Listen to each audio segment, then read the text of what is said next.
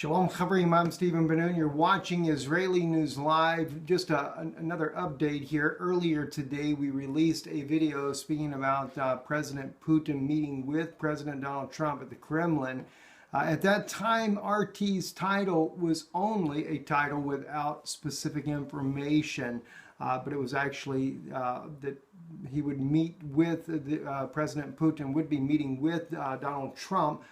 And it says Kremlin, so it actually was a Kremlin statement, not so much that it was meeting at the Kremlin. I do apologize for the misunderstanding there and wanted to correct that.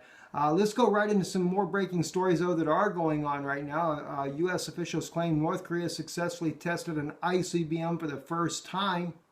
This is Sputnik was reporting what Fox News was stating here, giving the actual distance that it traveled, 933 kilometers, which is about 580 miles the missile went, and according to North Korean's media site, 2,802 kilometers in the atmosphere.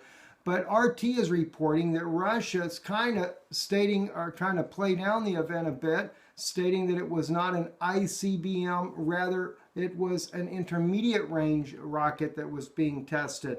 Certainly seeing that Russia is trying to get the United States not to take action against North Korea to try to calm the situation by downplaying the actual missile test. Whether or not it's an ICBM or not, still the fact remains that it has gone further than any other missile that they have test fired thus far. Also in South Front is reporting that Russian military police may be deployed in buffer zones in Syria. This is something a little bit different now inside the country of Syria, with border police rather than military soldiers. The statement here, the Russian military police may be deployed in buffer zones in Syria. Russian chief negotiator at Astana talks and President's envoy for Syria, Alexander Lavrentiev, said on Tuesday. So far, it is difficult to speak about the presence of Russian monitors and defense ministry representatives, but in general, it is supposed that Russian military police could be deployed in buffer security zone, Lavrentiev said, according to TASS, Russian news agency. The issue has not yet been finally agreed. It will imply the status of de-escalation control forces. That kind of seems to be giving some hope, somewhat, that the Syrian conflict is drawing closer to an end. But in reality, is it?